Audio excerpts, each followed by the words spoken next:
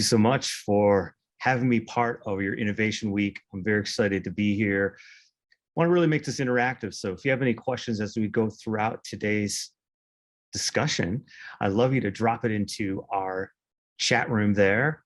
And we're going to be monitoring our chat room as we go through. But I did want to start you off with a story. It was interesting because this is about maybe 15 years ago, believe it or not. I was driving to work, and a friend of mine, Todd, called me and said, "Mark, you've got to pull over. Are you driving?" I said, "Yeah, I can't pull over. I'm on the freeway." He's like, "You got to pull over." I go, "I'm not pulling over." So he kept telling me, "Pull over." So I'm like, "Fine." So I pulled over to the side of the road. I put the flashers on, and he's like, "Mark, during the week, you're a UX designer, and on the weekends, you're a DJ." I'm like, "Yeah. Do you realize you've been doing the same thing for the last, whatever it's been, 15 years? And I go, "What are you talking about?" And then all of a sudden, my mind, I was like, oh my gosh. I started like totally getting so excited. And he's like, "This is why I told you to pull over to the side of the road." And it was at that moment I realized that user experience design and DJing are the same exact thing. It's all about keeping your audience on your dance floor, on your application, and all the same techniques that I'm using on the weekends, I'm using the same techniques during the week. And it really started me to think about, wait a minute, so this can't be true. So I wrote down the idea, on a Post-it note when I got to work, and I started thinking, maybe this is something bigger than just this little idea that he dropped to me. So I started thinking about that, the car I was driving. In the beginning, when the economy was just starting, we would dig ore or some kind of mineral out of the ground, and then you would trade that. So that's kind of the basis of economics. And then it moved into, we'd make a good. So we'd make a car. And then that wasn't good enough, because then everybody else started making cars. So then the dealerships would say, well, my service is better than your service. So then it became this war over, we have the best service.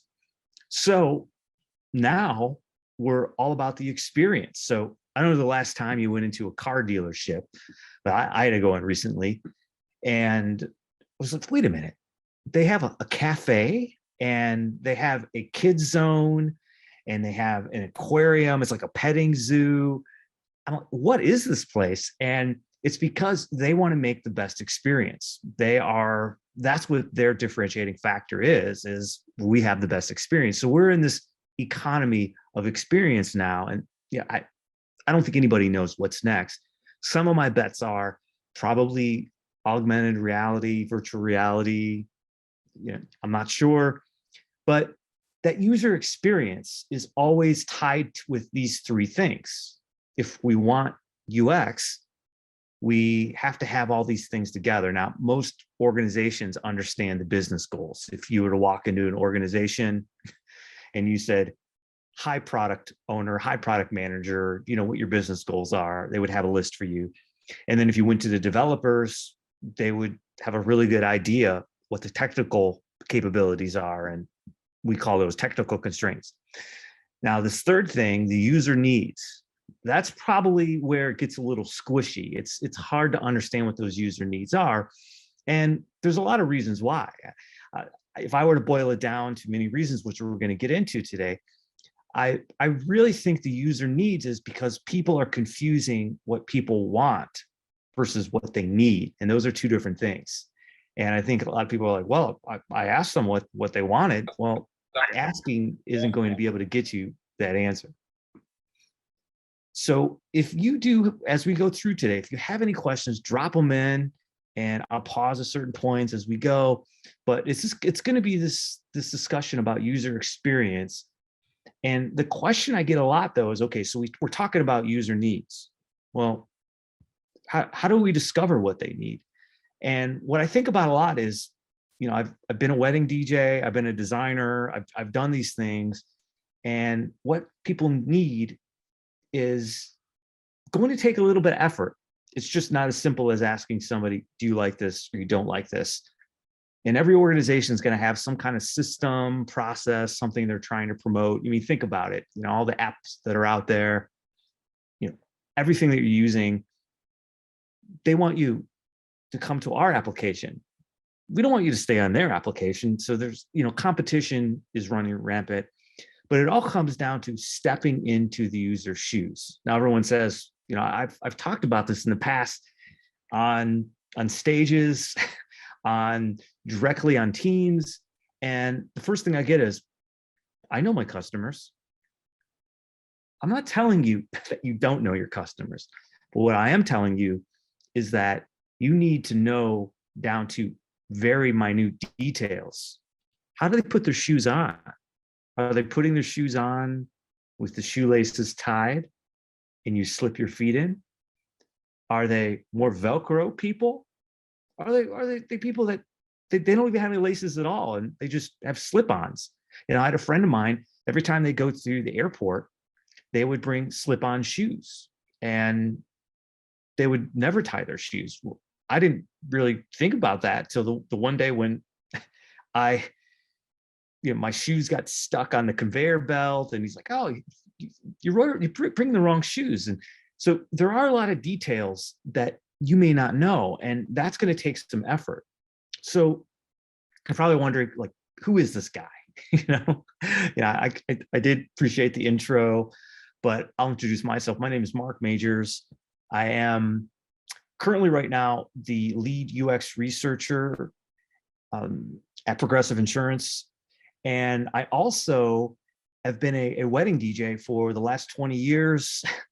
And these two things have been really fascinating how they've crossed over. And I wanted to talk to you today about one of that stunning revelation that I had many years ago. And what I ended up doing is I ended up putting together a book that I called Make Your Customers Dance.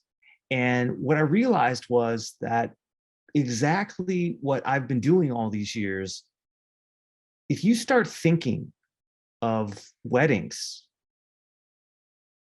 a wedding reception, that's pretty much like UX. It's the fact that all the effort that goes into a wedding reception, all the details that you have to put into it, is just like UX. And I'm going to get into why. And I also want you to walk away today being something that I call a dance floor pro.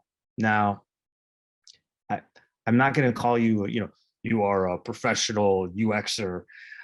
I want you to think of yourself as someone that can keep the dance floor packed. And that's something that I always find interesting. Now, I want you to think about the last wedding reception you attended. Now, with COVID, it could have been quite a long time ago, but think about that.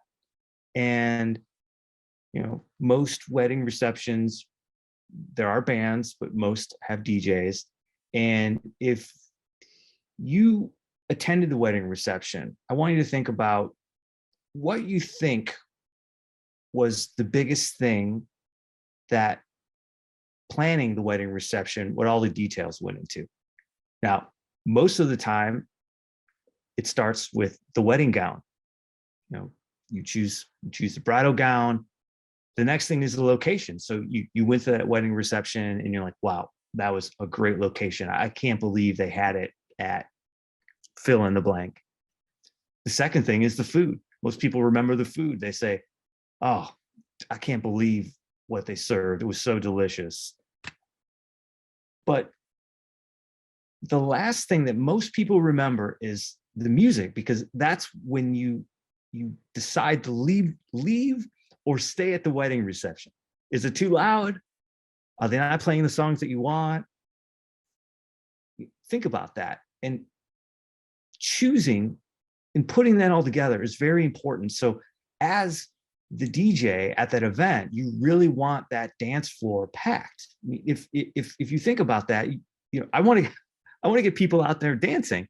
The same thing's going to go with your application. And if you were at a wedding reception and you saw this empty dance floor and the DJ was like, come on out to the dance floor, and it's empty. How well are they doing? But at the same point, if the DJ went through all that and the dance floor is packed, how well is it doing? It's the same exact thing with your application. Is if you're looking at your analytics, you're looking at your traffic, and there's no one visiting your site. And if the site is bustling, there is a difference there. And you're going to hear it from your management. You're going to hear it from your whole organization. Why is no one visiting your dance floor? Or worse yet, what if people went on the dance floor a second and then left? I've seen that happen, where someone steps out there, looks around, there's nobody else here, and then leaves.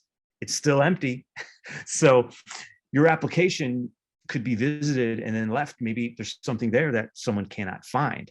So think about your app, your software, your website, just like a dance floor. And there are certain techniques that I'm going to talk to you about tonight that will allow you to keep that dance floor packed. But I want to back up for a second. And I want to talk about the audience, because just as we said in an intro, it's all about knowing your audience. If you are not aware who your audience is, then you're going to have an empty dance floor. So I'd love to know right now in chat, if you've got your chat open, I'd love to know if by an emoji or something out there, how many folks in today's events are those that you feel as though you're just starting out in user experience, you're just getting into the field? Give me a thumbs up or something in our chat room there. So I'll give a second. All those that are just kind of getting into the field, and I'll wait for that. And then I'm going to ask now, how many folks out there would you consider yourself intermediate? So you've been in the field for, I don't know, say 5 years or so, and you're just not starting out, but you've been in it for just a little bit. All right. And how about those that have been into it for 20 years or more? Love to see if there's any thumbs up out there. So I am seeing some indications that been into it for a little bit. And as you're thinking about this, as you're going, you're starting to think about user experience design as planning a wedding reception, being at a wedding reception.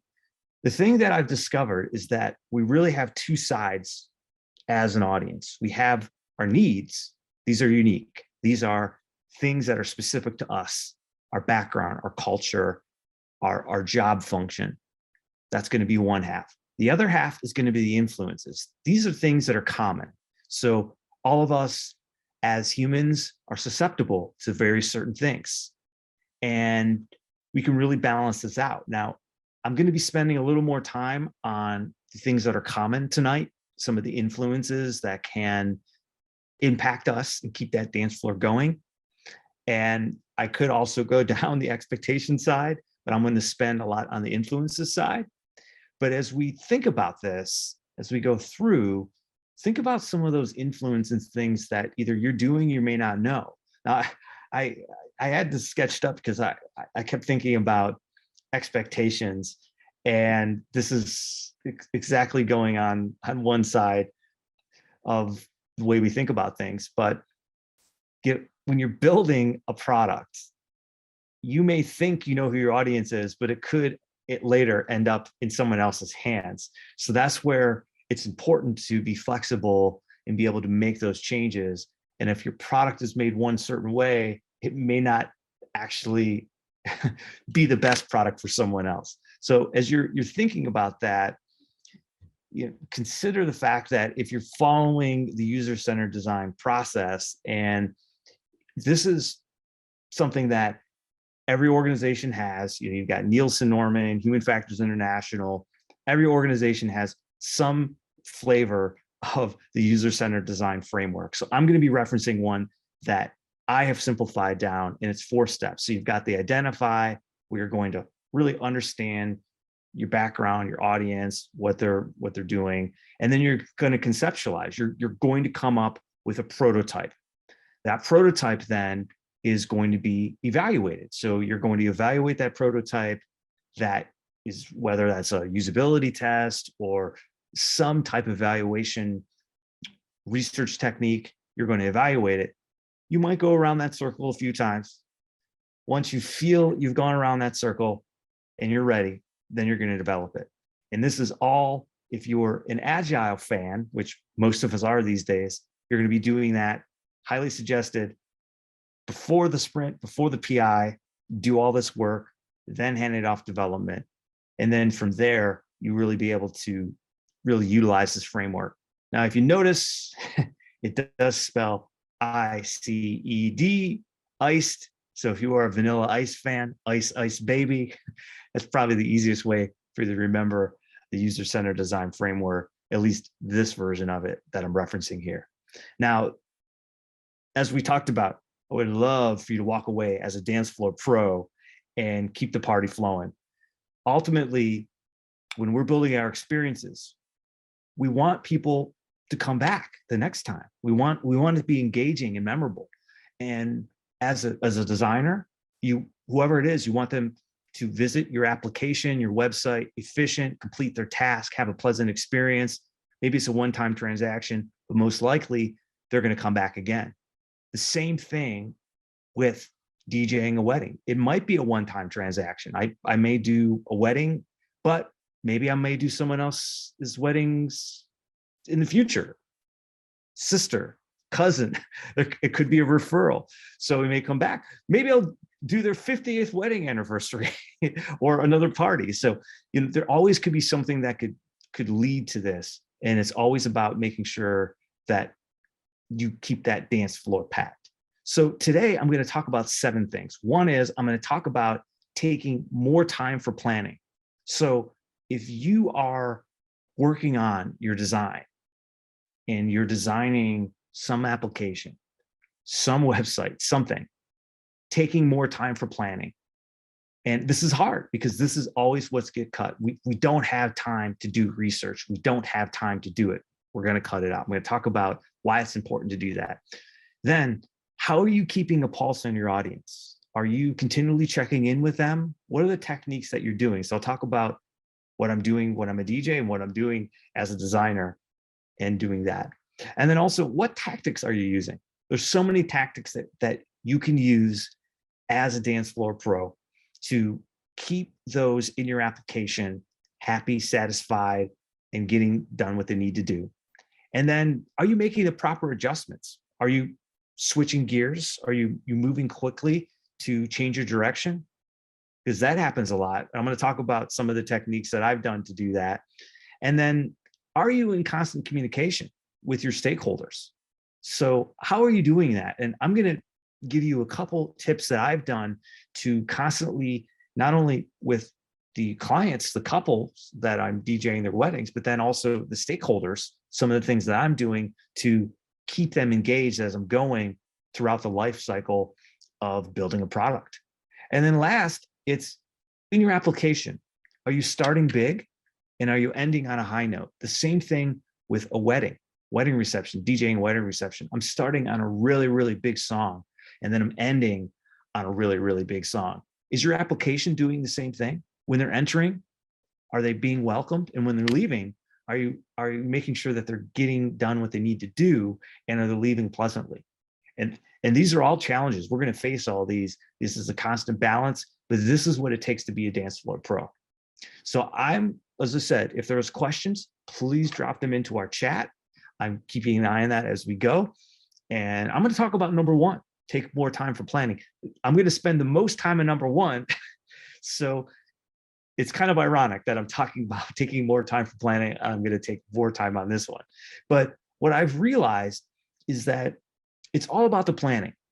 a lot of people think, oh, as a DJ, I just show up, and I'm just gonna play some songs, and I'm just gonna go out there and. I'm sorry, Dave.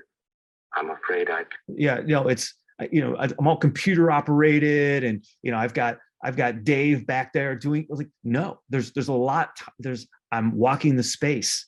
I'm planning all the specific requests. There's at least 2 or 3 calls with the couple prior to the wedding event. And there's a lot of work that goes into before you actually show up. The same thing with your design. That when the end user finally interacts with your design, how much work went into it beforehand. But they don't know that because it seems seamless. So it's all about timing. And it's spending about 80% of that time on planning before you do it. And that's, with all that time, what are you doing? Well, this is where you're going to be picking some of those research techniques. And if you can identify your customers, so if you're going to build some personas, you're going to understand those requirements, you're going to come up with some concepts when you're planning, and there's plenty of things here. But the thing I always think about is there's always time for UX research. Now, if I were to poll you, and I'm going to ask a quick question in our chat room,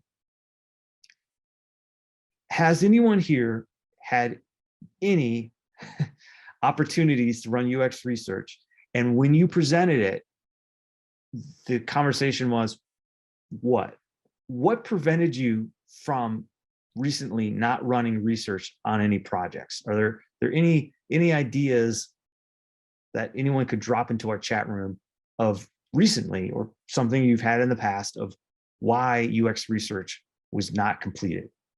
And I can tell you, I can throw a couple out here, as I've seen in the past, is typically when I've been in front of a large audience and I ask this question, I always get hands that raise and say,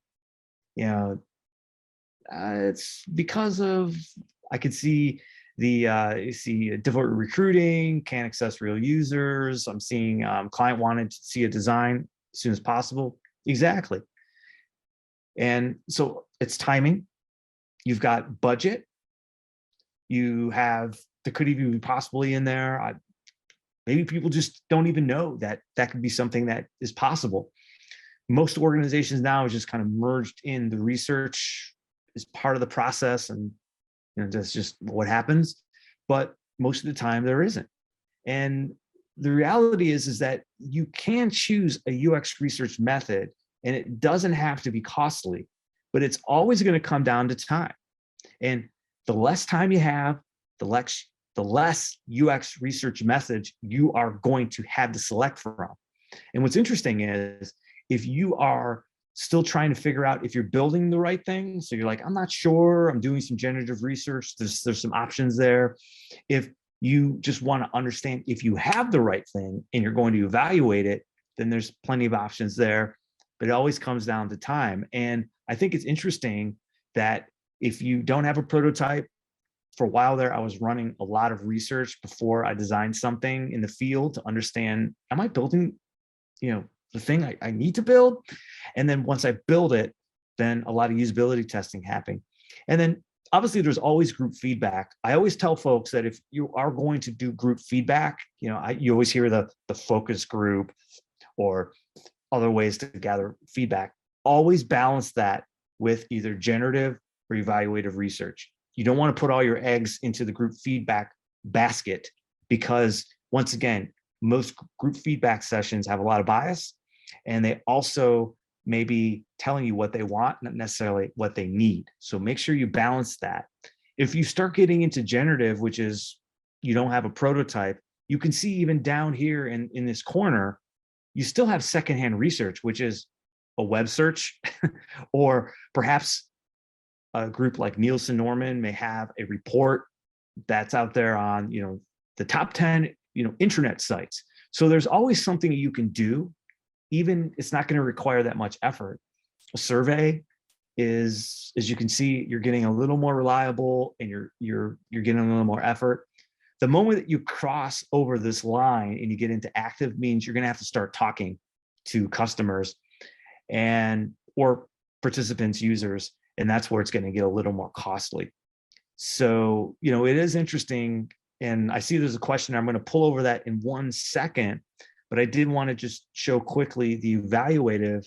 And you can see down here that, once again, assumptions are off. And generally that's what happens is if you're running quickly and you just need to do design, you're going with a lot of assumptions of, this is what I think the users would like.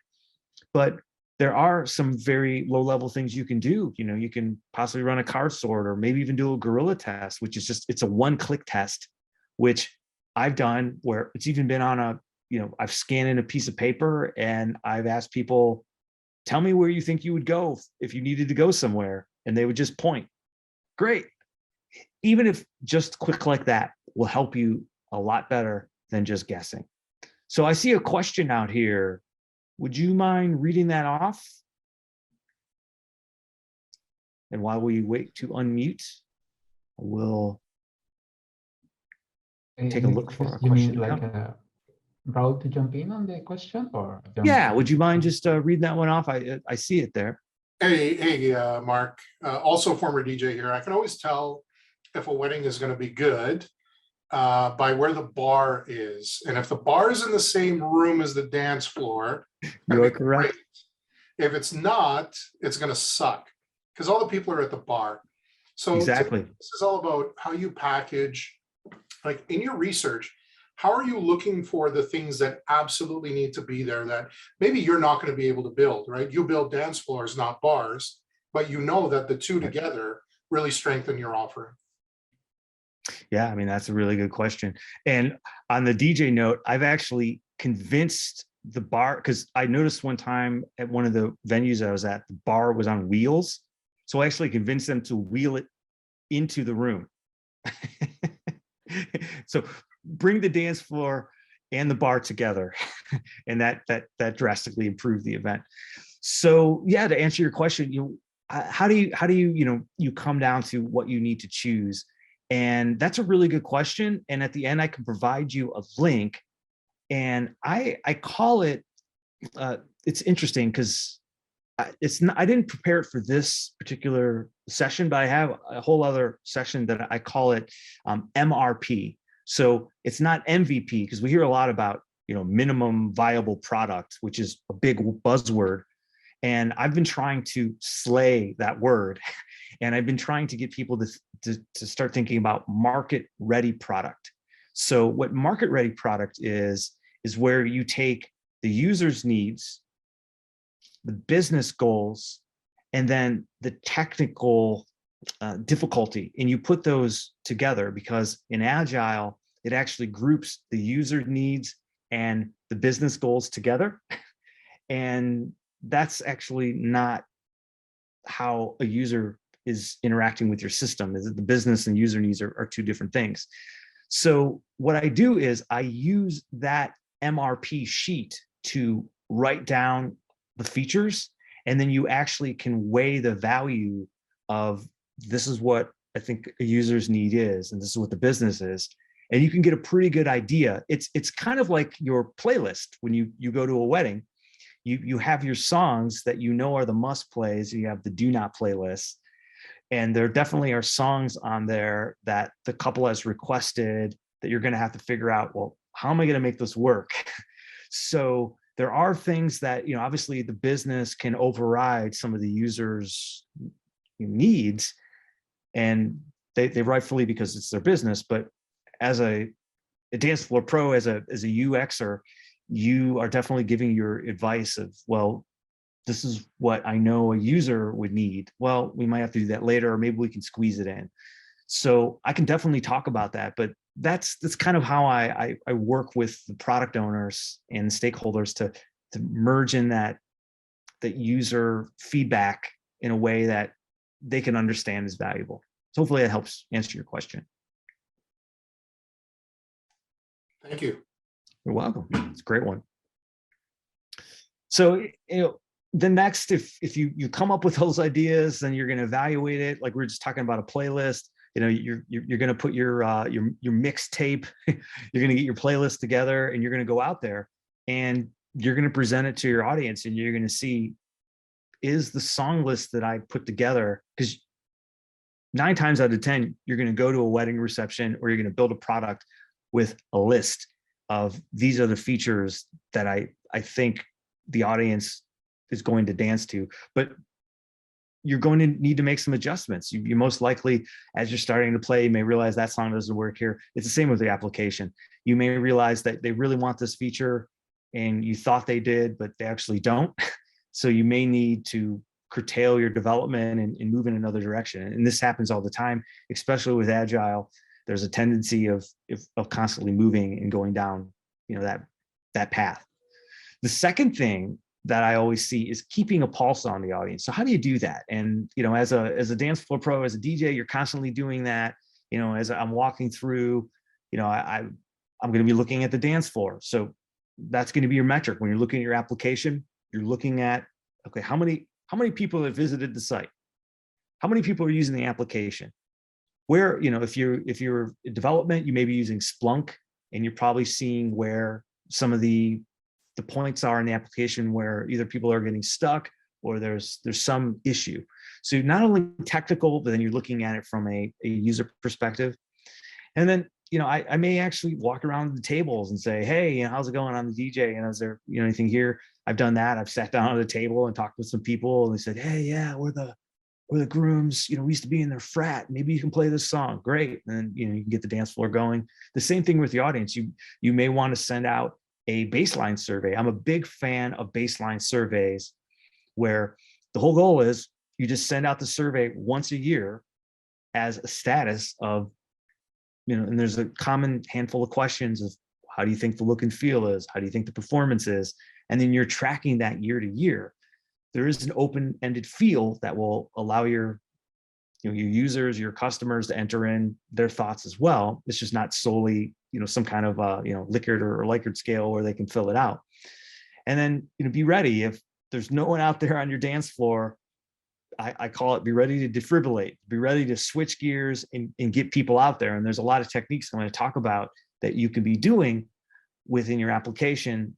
Very similar I do on the dance floor to keep things going. And then beware your surroundings. I mean, if the market changes, if something changes, if all of a sudden, there's some competitor that's coming in, I tell the story a lot where to the other DJs out there, I was at one of those big megaplex halls and I decided to do the come and ride the train, and the train went out of my room into another room and they never came back. So I had to go into the other room and tell the DJ on the mic, other DJs say, hey, can you tell the Donner party or whatever the party was, the Smith party, to come back to the other room? So, be careful of your surroundings. Now, if I'm in those larger halls, I never do the conga line or the train. Like, nope, not doing it. There could be a chance they could leave. The same thing on your website. Be very careful of bouncing people off to another site, because if they open a window, they may never come back. So really think about, how that could work. So let's talk about some of those tactics, some of the tactics to keep people out there when you're influencing. One of my favorite books for many years was The Psychology of Influence of Persuasion. So if you haven't read this, probably got some fans out there. If you've read this book, give me a thumbs up in our chat. This is just a foundational book. And if you haven't read this, then some of these things may be new to you, but the tactics in this book are about consistency, that as humans, we are just drawn to consistency. Social proof, I'm going to talk about social proof, scarcity, I can never say this word correctly. Reciprocity. See, I knew I couldn't say it. It's a tongue twister. But if anybody out there can say it correctly, feel free to chime in, because I know there's someone out there that can help me on this one. This is where I would hand the microphone to someone else. Someone else could say the word. Turn to the microphone. Talk to the mic.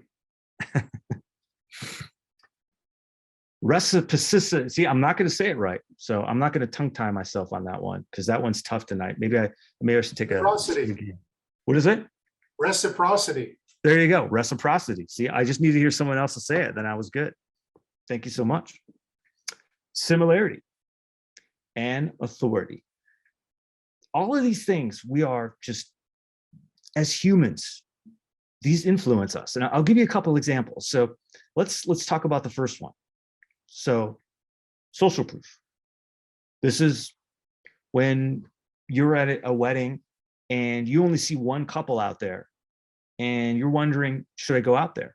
Well, generally, the rule of thumb is when there's 3 couples that are on the dance floor, then that's when the rest of the audience will feel comfortable to come out there. And it's social proof because we feel more comfortable making a risky judgment when we know there's others that have done it as well.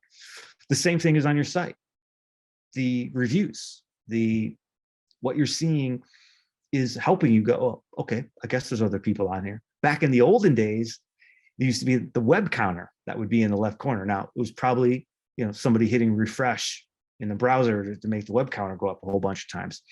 But it's the reviews of seeing someone else there, that really helps, you as a user. So people are susceptible to these. I mean, think about when you're purchasing something, how often you use this. And sometimes it's the bad that's making you choose over the good reviews. Powerful. Another one is scarcity. So you think about that, I'll do, in my region of the United States, polkas are a thing every once in a while. Well, most of the time the couples will say, please only play one. I just want it for my grandfather. Just make him happy. So I will say over the microphone rather clearly, one time only, this is your chance for polka. You would be surprised how many people get up out of their chairs and come out there because this could be the only time. And when that happens, now I've got, grandpa out there, and maybe I'll segue into a slow song and keep them out there for a couple more. So, I mean, there are tactics you can use to keep people out there. And it's the same thing if you're going to go buy a concert ticket, the clock starts ticking. I'm sorry. You only have 5 minutes and 46 seconds left to purchase this ticket. Oh no, it could be gone. So all of a sudden the power of scarcity, and even think about the used car lot, the car lot, they use that a lot. Oh, I'm sorry, there's only one car left of this kind on the lot. It may not be here tomorrow. So you're pressured into purchasing it. And it's just something that as humans, we are. So, think about these tactics, when you're building. And then authority. I mean, there's a lot of times where, one of my defib tactics at a wedding reception is if the dance floor goes blank, and I've talked to the couple ahead of time and I've said, hey, are you that couple that it's okay for me to say your name over the microphone? There's some companies like, no, we just want to stay in the background. We don't want to be any attention to us. But most of the time, I'd say the majority of the time, that the couple's like, sure. So I'll say, hey, where's our couple? Let's get them out here. And then I'll hand them the microphone and have them start calling people out by name. Where's Uncle Bob and Aunt Judy? And where are the kids? They have to listen to them because it's their wedding. They have the authority now. And all of a sudden the dance floor starts getting packed. The same thing comes on your site is if you have, for some type of, there's tons of them out there. I think over the years they've kind of fallen, but the, secured by, or there's other symbols that you can put on your site, even the HTTPS, all of a sudden, it's a secure site. And it doesn't take that much to get it secure. I've been doing, website development for a while. Yes, you can purchase, the secure certificate, but there's free ones now that are out there. So to do that, it's simple. It really does, up your game. So think about those things that you can use, and there's plenty of other ones within that book. Refresh your memory, go back and read it. You'll be amazed how you can apply a lot of that. The fourth one is adjustments. So as you're building your application, we talked about this earlier. You're building it, and you're out there. How many times you've been at a wedding reception? We talked about this, and the dance floor is, I'm trying to think about, maybe there's a song out there, you're out there, and people, they're dancing, things are going okay, maybe, you're wondering like where is everybody? You know, it's cleared, but the DJ is still playing the song, the same song. It just keeps going. You know, generally if I'm playing, you know, yeah, and there's nobody out there, I'm just going to cut it. And I'm going to go to another song, or I'm going to change something up. The same is with your application. If you're noticing that, you know, whether it's from low activity or there's, you know, maybe there's a page that's getting no traffic, but it's causing people to go there and exit. You know, maybe there's time for an adjustment. Maybe you know, stop doing that and try something else. The challenge is we try to add something new. We don't subtract anything. And I think that's something that I continually see, just like that DJ that's out there playing that same song, thinking something else is going to happen. Nothing else is going to happen. It's just not. So really think about making those adjustments. And, you know, sometimes maybe it's the team, maybe the team needs to get together. I've been part of some of the agile environment. Well, they may do experiment day. So a lot of times in a PI there's like a week, like right before you go into planning for the next round, that there's not a lot of activity. A lot of groups I've seen has done an experiment day where they'll say, hey, developers, let's do a contest. Let's take one day, come up with an idea. And I've seen a lot of times that one experiment day has led to an innovation that will stop something else that may not be working at all in the application that you've ignored because, no, we don't have time. We're too busy working on this. Well, maybe if you spend a little time to stop, collaborate, and listen. Oh, sorry, it's a bad one. I had to do it. But I mean, if you actually do that and work through that, then you may find that you can really make that proper adjustment. Number five, constant communication. So how's your constant communication going? I told you about before the wedding reception, I've got a lot of meetings with the couple. The same thing happens with your product, you know, your owners and your stakeholders. You're constantly having meetings with them. You're going over all the details prior to maybe an elevate or a launch. And then while you're working with them, you know, there's plenty of things you can do.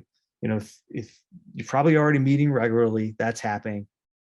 If there are things, if you can give a hint, you know, for example, if you notice there's a trend that just happened, if there's some new technology or if they're building something, maybe some heuristic evaluation that you can give on a product before something goes out the door, that you can give some kind of valuable information that's going to stop something from being developed that may cause an issue.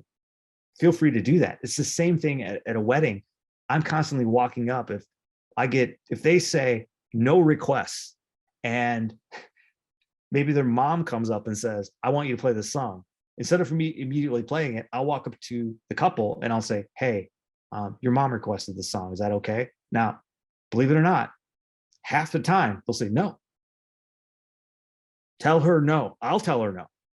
We are playing techno music all night long and nothing's going to interrupt that.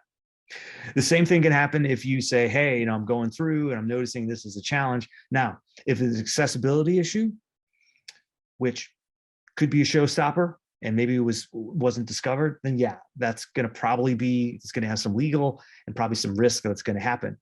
But if it's, you know, something else that maybe it's a location, or maybe it's something that you're noticing that from your heuristic evaluation, your design review, you found something, then yeah, they may say, no, we're going to launch it now and we'll get it later. Okay, well, at least you were able to give them that warning, and there's some value to that. One thing that I would highly suggest that I've seen happen is setting up UX office hours. So if you haven't set these up, I've found this very valuable. You can make them every other week. So every 2 weeks is, as a UX group, just open up time. Just say, you know, every Thursday from 9 to 10, I'm going to be in this meeting. If you have any, you know, any developers or any questions about UX, I'll be there. And you would be surprised how many times, if you're just hanging out in there and you could be working on other things and no one's showing up, how many times someone may drop in and go, hey, I've got a quick question for you. And then it'll just snowball. The same thing with being the DJ for a couple. I'll say, hey, I'm going to be available on this date for this time. If you have any questions about your reception or anything happening, feel free to drop me a line. And most of the time will receive something that says, hey, I've got a question, I've got something coming up. You would be amazed when you keep that open hour, how often it is utilized. And obviously you can cancel it if for some there's no coverage, if there's nobody there, but just to have that continual check-in, you'll be surprised how long that goes. Keep that in mind. 6. So number 6, this is the big 6. To me, this is really important. So for those DJs out there and everyone that's building an application, starting big. So when someone lands, now you don't know where they're going to land. Now, if it's an internal application, there's probably a dashboard or some starting point. Have you, thought about how your dashboard is laid out, or are you pretty much focusing everything else past the dashboard? Think about how you're starting every day. Think about that. If you can step back and put yourself into the user's shoes, which is really hard, but if you have the persona and you do that, where are they starting? And then where are they leaving? Figure out where they're leaving, because if they're leaving on a sour note, maybe it's a performance issue, maybe they got a loader on the screen, or maybe something happened, then every time they fire up your application every day, they're thinking about that last experience. Oh, you may be surprised how they start giving nicknames to software applications and apps they do not like. You do not want to be there. The same thing with DJing is when I start with a big power song. Let's get everybody out here. And in the end, it may be, the classic, Sweet Caroline or Piano Man or something that's out there. Everybody's singing along and they're out there, and, maybe it's Frank Sinatra, something that is really going to leave them on that high note. So, it's important that when you land there, you want to have a good first impression. And then you also want to leave on a positive one. So think about the experience. If there isn't anything that you can do, think about how find out metrics of where people are landing most of the time, and then find out metrics where people are leaving. And then look at those pages, look at those screens and say, how are they doing? Have we been focusing on the wrong thing? Because that's where the majority of your audience is going to be spending their time, and that's what they're going to remember. Think about the last wedding reception. Most of the time, you're going to remember that last moment you left the hall. Oh, the last song is probably ringing through your head, and you're remembering a lot of things. Or you might be hanging out the bar around the corner, but maybe you heard it. So, as you're going, I talked about, stop, collaborate, and listen. But you think about that when you are focusing on an application. Are you spending enough time to really understand your users, or are you just saying, well, we don't have enough time? There are plenty of research options you can do, low level, that aren't going to require a lot of effort.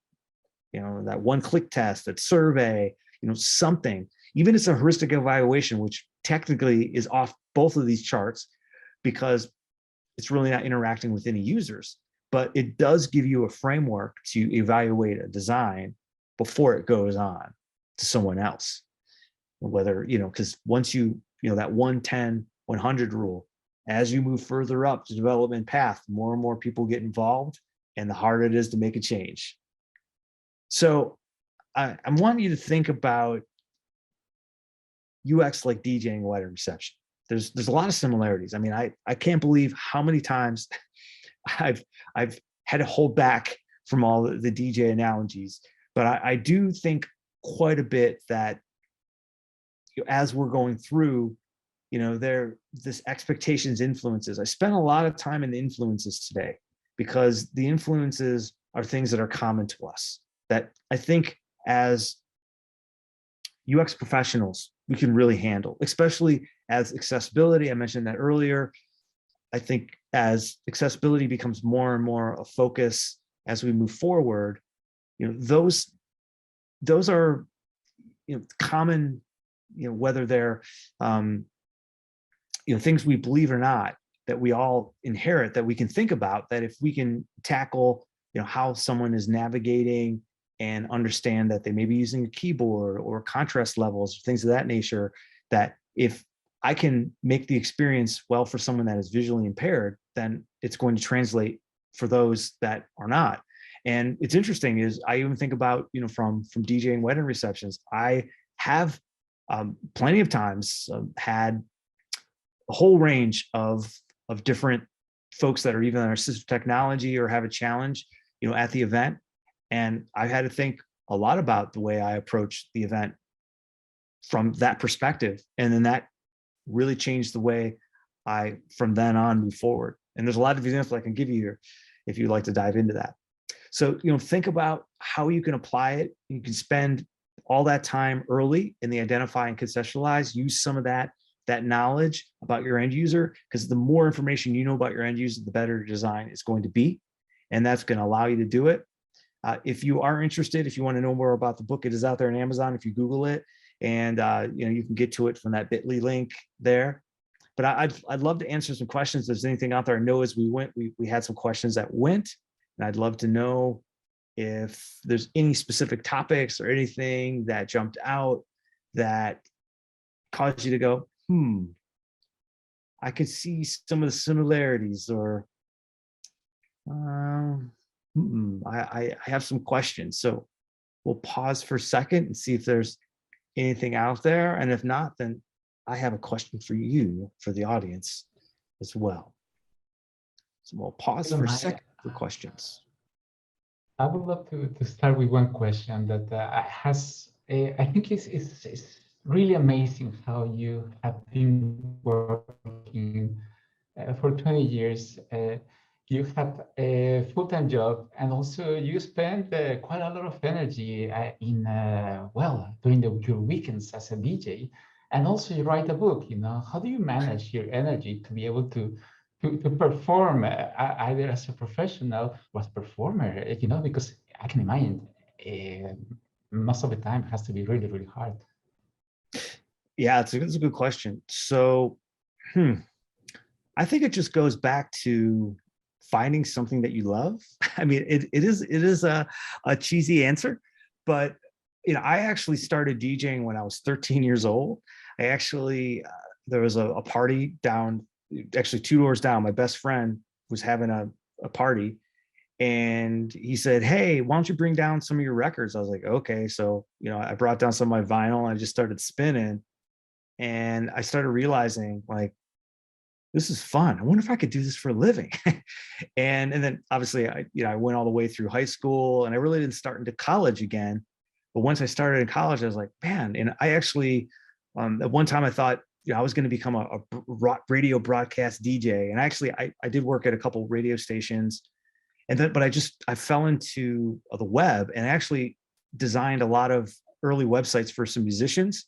So I was the guy that was going out to concerts and taking photos and building all these websites. And I was really having, so it was kind of a best of both worlds there. And then, like I said, and then once these two things kind of, came together, I just used the passion to keep going. I think the second thing is I have a lot of prioritization lists and goals. So I try to prioritize the things that I need to work on. And I'm constantly understand that I only have so much energy. So there are definitely things I have to learn to say no to many things. And that's a hard thing to come to grips with many times. Good question.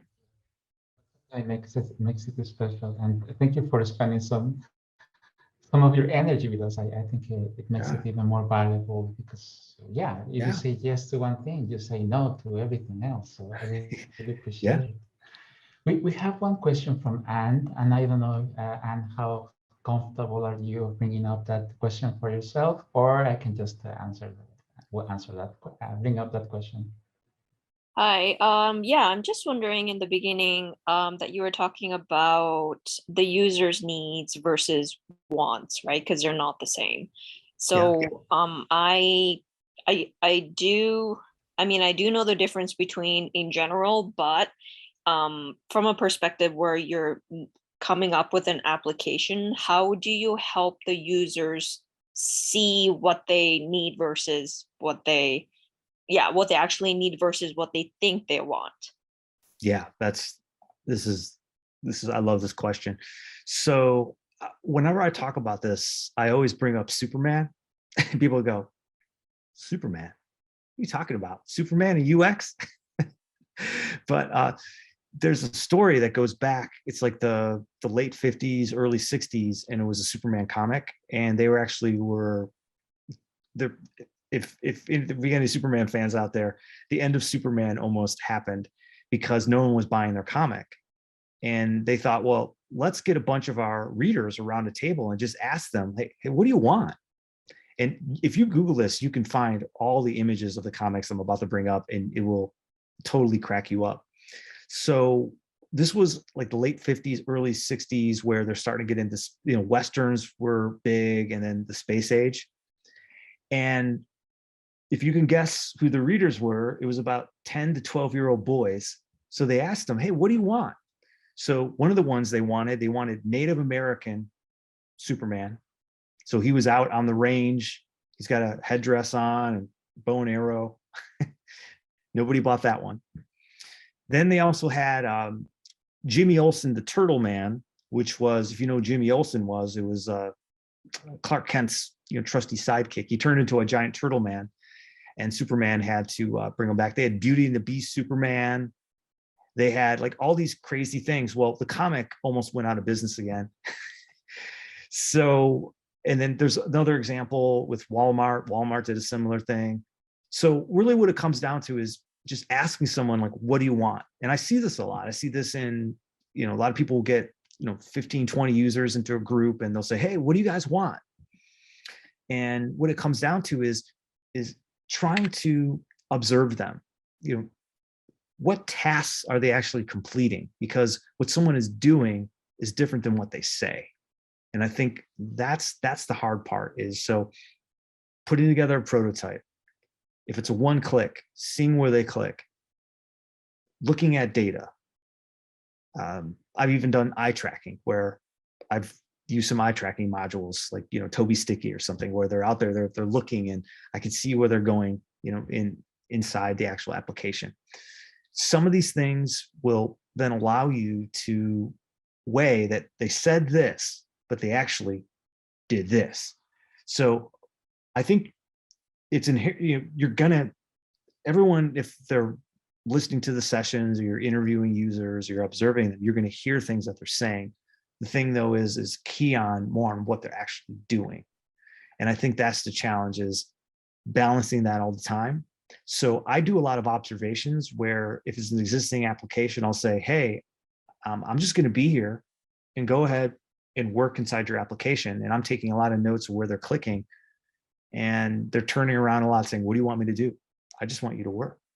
So, and that's for more of an internal application. Now, if it's a consumer website, then you may have to do like a live intercept, which there's plenty of applications out there that will allow you to intercept someone that's live on your website and say, hey, I'll give you $25 if you allow me to watch you just go through the application. Or you can use something like Hotjar or ClickTail or Tea Leaf. There's tons of these applications. I think even Crazy Egg now will do the recording of the user sessions, where I can actually go back and replay in real time what they actually did. So using all that data and all that information will allow you to start zeroing in on what they're doing, which is actually the need, as opposed to, another example, my favorite is, if you're a Simpsons fan, they have the Homer mobile, which was Homer wanted this mobile. And I think it ended up costing like $73,000 or something, and nobody bought it. So hopefully that gave you a little more insight to your question. I know it was long-winded. No, thank you. Thank you for the answer. I asked that question because I've studied in marketing research before, and I've recently started doing UX. And the part that I find the most interesting is still research. And that's what really gets my brain going. So yeah, thank you. Yeah, no, it's me too. I think you're welcome. And I think seeing that, having recorded artifacts or pieces that you can play back to your stakeholders, that actually changes it too, because I've worked, throughout my career where they may, a stakeholder may hear a user say one thing and they may want to go ahead and start developing it. And I'll have to instantly have to go through and say, well, this is what they said, but this is actually what they did. And they're two different things. So I think if you can actually get a clip too and play it back to the stakeholder and say, like, this is what they said, but look what they actually did. Oh, they weren't able to complete the task. So I've even done things like task completion charts where you're tracking how many people actually completed the task, because people will say they completed it, but did they actually do it? Those are two different things. So, and that's really where that comes in. Good question. I think in that observation also there was something that clicked quite a lot with me. And when you mentioned that business needs are not the same as user needs, and in Agile you have to keep them separate. And I was thinking all these user stories that were written from the business perspective, but since we have the phrasing that comes from the user, it's really easy to get them sidetracked. So yeah, that I really appreciate that. I'm just going to think about this one for a really long time. Yeah, it is. I mean, if you build those, user stories, I tell a lot of people to turn them into scenarios. And if you Google that, in user experience, a scenario has a task, evaluation, and an action. So there's generally 3 parts to it. And you can pull those out of the user story, and then you can attach those scenarios to a persona.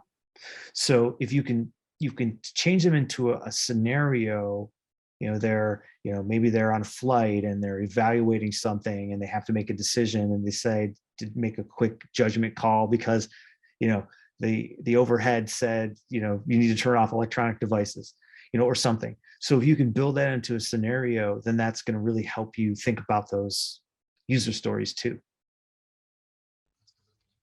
For the audience that might not be very aware of how a user story normally is verbalized, most of the time is used like as a user persona or user. I would like you fill the gap so that I can you fill the gap. So there is a direct result from a particular benefit or feature, but yeah, it is so common and so overused that it can be. Yeah, it is. It is. So yeah, thank you for that. You're welcome.